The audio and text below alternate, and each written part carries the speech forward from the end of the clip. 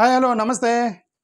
ఆంధ్రప్రదేశ్లో ఉన్న ప్రతి ప్రభుత్వ ఉద్యోగికి, ప్రతి చదువుకున్న వాళ్ళకి, ప్రభుత్వ ఉద్యోగుల మొత్తానికి, ప్రైవేటు ఉద్యోగులకి, ఒక లేబరర్స్‌కి, ఆటో డ్రైవర్లు మొత్తానికి నా వీడియోని మీరు షేర్ చేయండి, ఫార్వర్డ్ చేయండి. ఎందుకంటే రెస్పెక్ట్ అనేది మన పై అధికారులకు మనం రెస్పెక్ట్ ఇవ్వాలి, వాళ్ళు కూడా మనకి రెస్పెక్ట్ ఇవ్వాలి అనేది నా యొక్క ఫండమెంటల్ కాన్సెప్ట్. ఇప్పుడు నిన్న మహారాష్ట్రలో చీఫ్ మినిస్టర్ ఫడ్నవీస్ ఒక స్టేట్మెంటు, ఒక దిక్తాత్ ఇచ్చాడనమాట. అంటే ఒక సీరియస్గా ఒక సర్క్యులర్ పంపించాడు ప్రభుత్వ ఉద్యోగులకు మొత్తానికి. ఏంటంటే ఎమ్మెల్యేలు, ఎంపీలు వస్తే ప్రభుత్వ ఉద్యోగులు మాత్రం సీట్లో కూర్చున్న వాళ్ళు లేచి నిలబడి నమస్తే సార్ అని మీరు గౌరవంగా నమస్కరించాలని ఒక రూల్స్ పంపించాడు ఫడ్నవీస్ మహారాష్ట్ర గవర్నమెంట్కి సంబంధించి. ఓకే, తప్పులేదు. ఎందుకంటే ఎమ్మెల్యేలు, ఎంపీలు ఒక ప్రభుత్వ ఉద్యోగి కష్టపడి చదువుకొని 20 సంవత్సరాలు కష్టపడి మీరు ఎలాగ ప్రభుత్వ ఉద్యోగులు అవుతారో, రాజకీయ నాయకులు కూడా స్క్రాచ్ నుంచి పనిచేసుకొని వాళ్ళు కష్టపడి వాళ్ళు ఆ స్థాయికి వస్తారు. వాళ్ళకి రెస్పెక్ట్ ఇవ్వడంలో తప్పులేదు. ఓకే, ఎమ్మెల్యేలు, ఎంపీలకి రెస్పెక్ట్ ఇవ్వడం తప్పులేదు. బట్ అదే రెస్పెక్ట్ ప్రభుత్వ ఉద్యోగులకు కూడా ఉండాలి కదా అనేది ఇక్కడ నా ఫండమెంటల్ పాయింట్. ఓకే, ప్రభుత్వ ఉద్యోగులకి రెస్పెక్ట్ ఉండాలి, పొలిటీషియన్స్ కూడా రెస్పెక్ట్ ఉండాలి, ఇద్దరు రెస్పెక్ట్ చేసుకోవాలి. ఇప్పుడు మహారాష్ట్ర ఫడ్నవీస్ ఇది ఒక స్టేట్మెంట్ పంపించాడు. ఏమని చూడండి, new GR from Fadnavis government, officers must stand when MLAs, MPs arrive. లేచి నిలబడి గౌరవం ఇవ్వాలట ఎమ్మెల్యే, ఎంపీ వస్తే ప్రభుత్వ ఆఫీస్కి.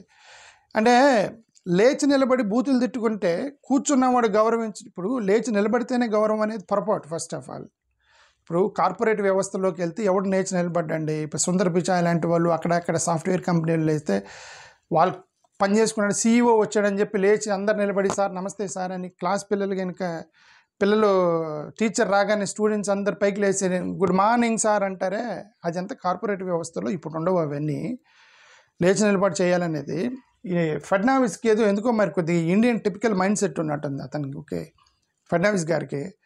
అండ్ మీరు లేచి నిలబడి నమస్కారం పెట్టాలి. సీరియస్గా పని చేసుకునేవాడు ఎమ్మెల్యే వచ్చిపోతా ఉన్నాడు అనుకో, వచ్చినప్పుడు లేస్తూ ఉంటారా? ఆయన వచ్చినప్పుడు లేకపోవడం, పోయినప్పుడు లేకపోవడం, వచ్చినప్పుడు లేకపోవడం, ఇదే పని ఒక పని చేసుకునే వాళ్ళకి.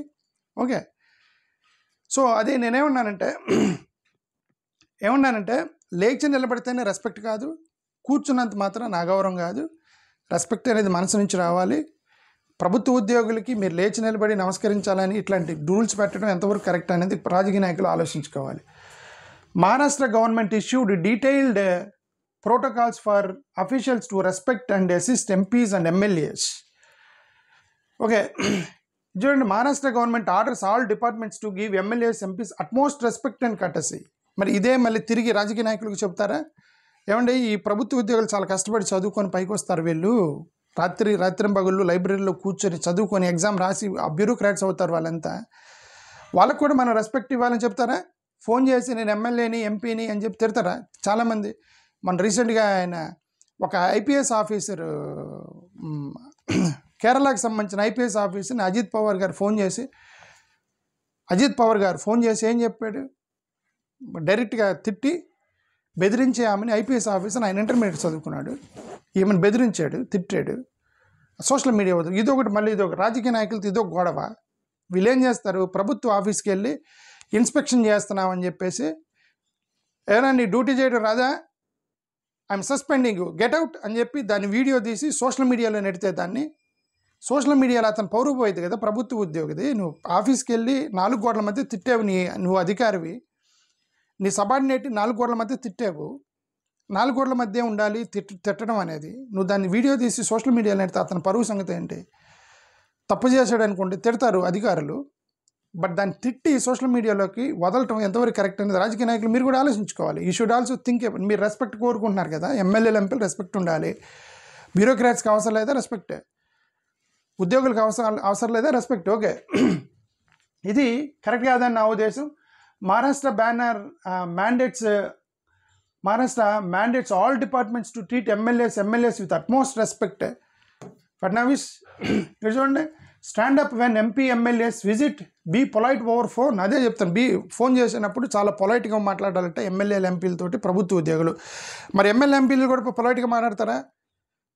చాలామంది మన రీసెంట్గా ఒక ఎమ్మెల్సీ, ఒక ప్రభుత్వ ఉద్యోగి ఫోన్ చేసి, ఎరా నేను చెప్తే కూడా చేయవా, నేను ఎవరో తెలుసా, నేను ఎమ్మెల్సీని, అని చెప్పి అవతల ఫోన్లో అంటే అవతల మీరు బెదిరిస్తుంటే ప్రభుత్వ ఉద్యోగులు ఓకే సార్ అంటూ ఉండాలనే మీ ఉద్దేశం రాజకీయ నాయకులు? ఓకే, కరెక్ట్ కాదు కదండి ఇది. రెస్పెక్ట్ అని మీరు వాళ్ళని రెస్పెక్ట్ చేస్తారు, పొలిటీషియన్స్ని రెస్పెక్ట్ చేస్తారు. పొలిటీషియన్స్ రెస్పెక్ట్ ఉండాలి, నేను అదే చెప్తాను. ఒక ఐఏఎస్ ఆఫీసర్ ఎంత కష్టపడతాడో రాజకీయ నాయకుడు కూడా కష్టపడితేనే ఆ స్థాయికి వస్తాడు. వీళ్ళకి రెస్పెక్ట్ ఉండాలి, వాళ్ళకి కూడా రెస్పెక్ట్ ఉండాలని చెప్తున్నా నేను. ఐఎమ్ నాట్ సేయింగ్ దట్ మీరు అలా బెదిరించడం, ప్రభుత్వ ఉద్యోగులను కూడా మీరు బెదిరించడం అనేది కరెక్ట్ కాదు. రెస్పెక్ట్ కోరుకున్నప్పుడు మీరు కూడా వాళ్ళకి రెస్పెక్ట్ ఇవ్వండి ఓవర్ ద ఫోన్ అంటున్నా నేను. అజిత్ పవార్ చేసింది అదే కదా, ఐపీఎస్ ఆఫీసర్ని తిట్టాడు ఫోన్లో, దాన్ని ఎవరో షూట్ చేసి మళ్ళీ సోషల్ మీడియాలో పెట్టారు. అది కూడా ఒక మహిళని. ఎంత కష్టపడితే ఒక మహిళ ఐపీఎస్ ఆఫీసర్ అవుతుంది? Okay, stand and greet. Maharashtra stand and greet అంటే నిలబడే మాట్లాడాలి. కూర్చొని నమస్తే సార్ అంటే అది గౌరవం కాదా? నిలబడితేనే గౌరవమా?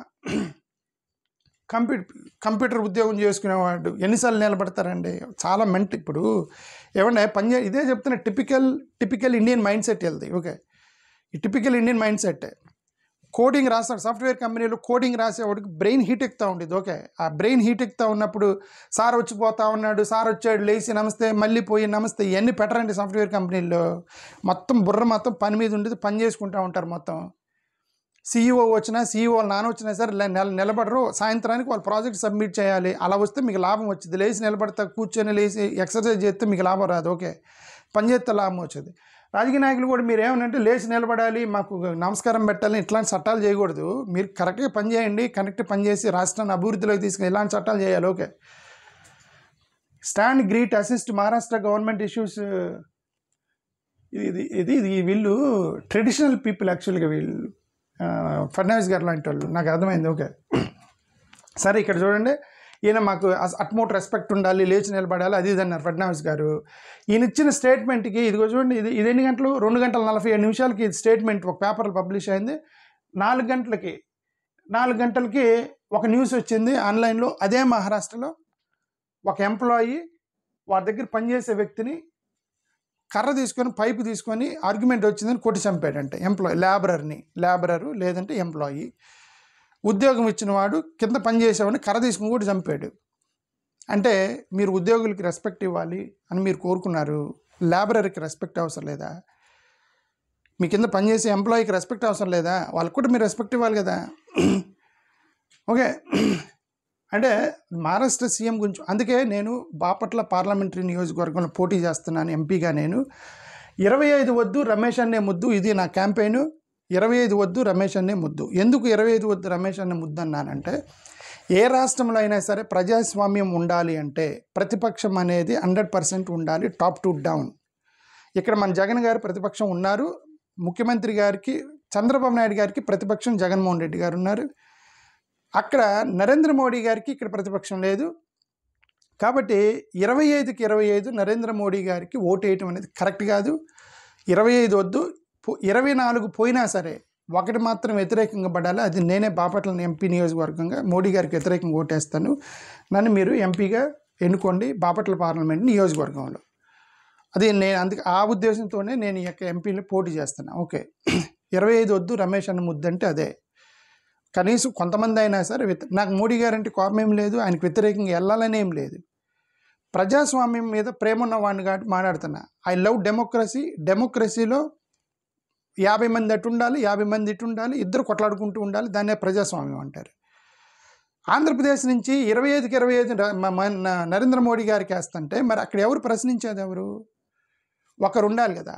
అందుకని మీరు నన్ను ఎన్నుకోండి బాపట్ల పార్లమెంట్ నియోజకవర్గంలో. 24 పోయినా సరే ఒకటి మాత్రం ఇండియా బ్లాక్ సపోర్ట్గా ఓటేయాలి మనం. అదే జై బాపట్ల పార్లమెంట్.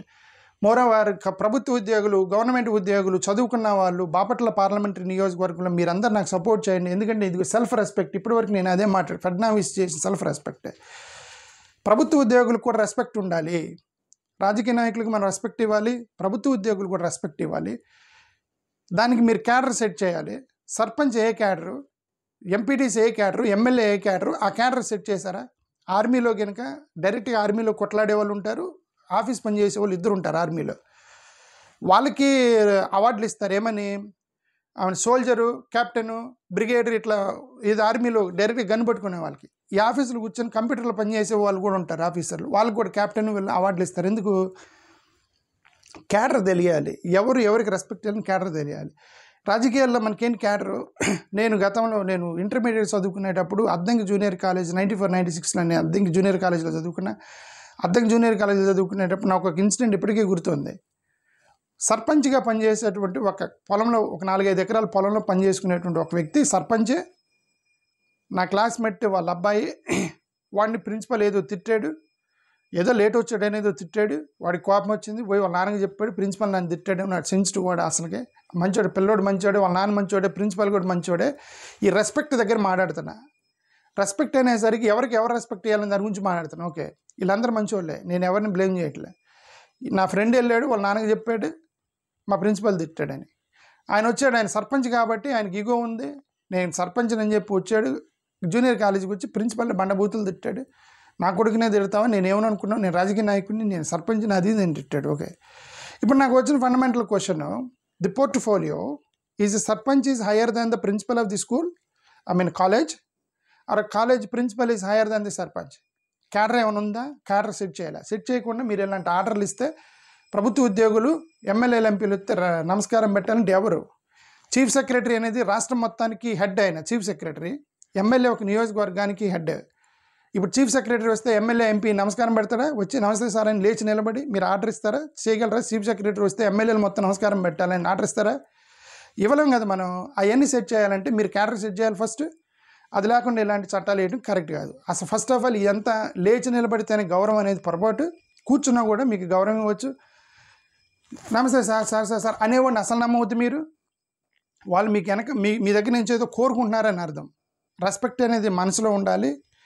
నేను చాలామంది పెద్దవాళ్ళని కలుస్తాను, నేను ఎప్పుడు కూడా కాళ్ళ మీద పడి, చాలామంది చెప్పారు కాళ్ళ మీద పడరా అని అన్నారు. నేను అఫ్కోర్స్ నేను రిలీజియస్గా కూడా కాళ్ళ మీద పడకూడదు అనేది ఒక సిద్ధాంతం ఉంది. ఓకే, నేను I believe an religion and that religion says that don't bend before anybody అని ఒక పాలసీ ఉంటుంది. So I will not do that first of all. Anyway, నేనేమంటానంటే కాళ్ళ మీద పడితేనే గౌరవం ఉన్నట్టు కాదు, మనసులో నుంచి రావాలి గౌరవం అనేది, ప్రేమ అనేది మనసులో ఉండాలి. ప్రభుత్వ ఉద్యోగులను కూడా మీరు నమ్మాలి. ప్రభుత్వ ఉద్యోగులు మీరు మంచిగా పనిచేయండి. నేను రాగానే మీరు లేచి కంప్యూటర్లు బాగా సాఫ్ట్వేర్ ఇంజనీర్ బాగా బుర్ర హీట్ ఎక్కి సాఫ్ట్వేర్ కొడతా ఉంటే ఎమ్మెల్యే రాగానే లేచి మళ్ళీ కూర్చొని వాడు కాన్సన్ట్రేషన్ దెబ్బతినేది. ఇట్లాంటి చట్టాలు చేయకూడదు ఎప్పుడైనా సరే. సో కాబట్టి ప్రభుత్వ ఉద్యోగులు కూడా రెస్పెక్ట్ ఉండాలి. బాపట్ల నియోజకవర్గంలో సెల్ఫ్ రెస్పెక్ట్ మన మేనిఫెస్టో. సో కాబట్టి మీరు నన్ను బాపట్ల పార్లమెంట్ ఎంపీగా మీరు నన్ను గెలిపించండి, ఓట్లు వేయండి. 1,00,000 మంది ప్రభుత్వ ఉద్యోగులు ఉంటారు బాపట్ల కాన్స్టిట్యున్సీ మొత్తం మీద. 1,00,000 మంది ఉద్యోగులు ఉంటారు, 14 లక్షల మంది వరకు ప్రైవేట్ ఎంప్లాయీస్ ఉంటారు. మొత్తం 15 లక్షలు ఉంటాయి మొత్తం టోటల్గా బాపట్ల కాన్స్టిట్యున్సీ. ఈ 7 నియోజకవర్గాలకు సంబంధించి అద్దంకి, పర్చూరు, చీరాల, బాపట్ల, సంతనూతలపాడు, రేపల్లె, వేమూరు, 7 నియోజకవర్గాలకు సంబంధించి 15 లక్షల మంది ఎంప్లాయీస్ ఉంటారు. ప్రతివాడికి రెస్పెక్ట్ అవసరము. ఆటో డ్రైవర్కి రెస్పెక్ట్ అవసరం లేదా? క్యాబ్ డ్రైవర్కి అవసరం లేదా? కూలి పని చేసుకునే వాళ్ళకి అవసరం లేదా? ఓన్లీ ఎమ్మెల్యే, ఎంపీలకి వచ్చినప్పుడు రెస్పెక్ట్ ఉండాలని ఫడ్నవీస్, అఫ్కోర్స్ ఆయన ఎక్కడ మహారాష్ట్రలో ఇక్కడ ఎందుకు చెబుతున్నాను అనుకోవచ్చు. చెప్తున్నా పొలిటికల్ సినారియో చెబుతున్నా మీకు. ఓకే, వీళ్ళందరికీ రెస్పెక్ట్ ఉండాలి, మనందరికీ రెస్పెక్ట్ ఉండాలంటే ఫస్ట్ సెల్ఫ్ రెస్పెక్ట్ అనే మేనిఫెస్టోతో నేను మీ ముందుకు వస్తున్నాను. మీరు దయచేసి బాపట్ల పార్లమెంట్ నియోజకవర్గంలో నాకు ఓటేసి మీరు గెలిపించండి 2029లో. ఓకే, 25 వద్దు రమేష్ అనే ముద్దు, ఇది మెయిన్ క్యాంపెయిన్. అంటే ఎన్డీఏకి వ్యతిరేకంగా ఒక్క సీట్ అన్నా పోవాలి అనేది నా కాంటెక్స్ట్. కాబట్టి నాకు ఓటేస్తే నేను 25 మోడీ గారికి వ్యతిరేకంగా ఓటేస్తాను. థ్యాంక్ యూ, నమస్కారం.